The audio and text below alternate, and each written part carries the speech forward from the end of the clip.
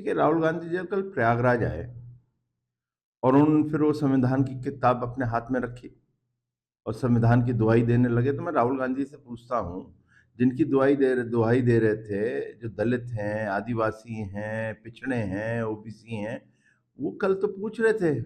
राहुल गांधी ने शायद उनकी आवाज नहीं सुनी। वो कह रहे थे, राहुल गांधी जो खटाखट खटाखट खटाखट 8,500 कहाँ है, उन्हीं को तो देने थे ना, जो आप 90% बार बार कह रहे हो। तो आप तो उनकी चिंता नहीं कर रहे हो। फिर दूसरी बात, राहुल गांधी जी, आप तो राष्ट्रीय नेता हो, राष्ट्रपति पार्टी के हो। जो प्रयागराज में कहोगे वो जम्मू कश्मीर में भी होना चाहिए। मैं जम्मू कश्मीर में आप कहते हो नेशनल कॉन्फ्रेंस के साथ हम आर्टिकल 370 वापस करेंगे।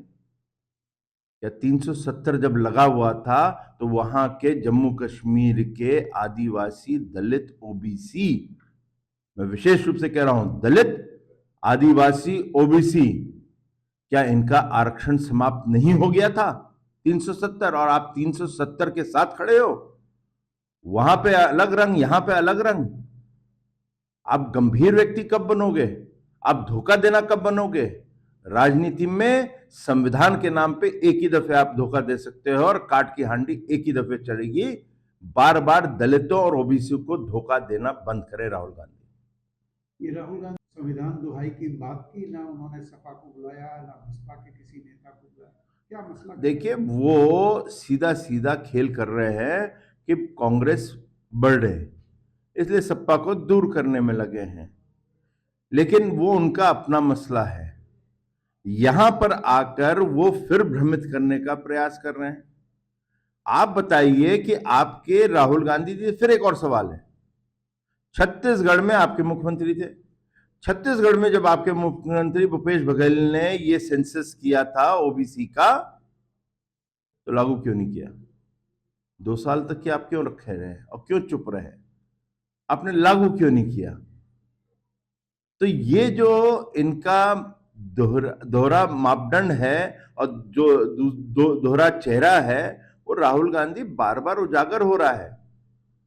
इसलिए धोखा दलितों को और ओबीसी को विशेष रूप से संविधान के नाम पर धोखा देना बंद करो।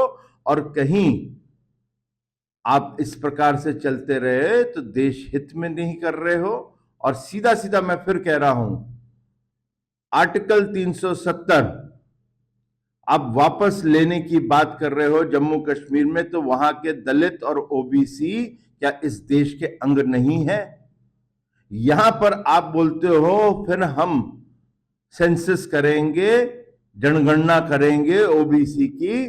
तो आपके जो भूपेश बघेल थे, छत्तीसगढ़ के मुख्यमंत्री, उस समय उन्होंने जब करी थी ओबीसी की जनगणना, तो वो लागू क्यों नहीं करी? 2 साल तक की उन्होंने ठंडे बस्ते में क्यों रखा था? राहुल गांधी समाज में शोषित, वंचित, पिछड़े, दलित, अल्पसंख्यक या देश के रहने वाले जो लोग हैं, जनगणना चाहते हैं। जब जनगणना हो जाए जाति आधारित, तो उसके बाद जो वंचित, शोषित या समाज में पिछड़े हैं, इनको उनका अधिकार मिले जिससे वो वंचित है। उन्होंने बहुत से उदाहरण दिए और वो उदाहरण सच्चाई का 100% आईना है। राहुल गांधी ने यहां तक कह दिया कि अगर इससे मेरा राजनीतिक नुकसान होता है, हो जाए, पर ये मेरे लिए राजनीतिक मिशन नहीं, मैं अपना घाटा सह लूंगा राजनीतिक, लेकिन इस मिशन से कदम नहीं खींचूंगा। हम सैल्यूट करते हैं राहुल गांधी के इस कमिटमेंट को।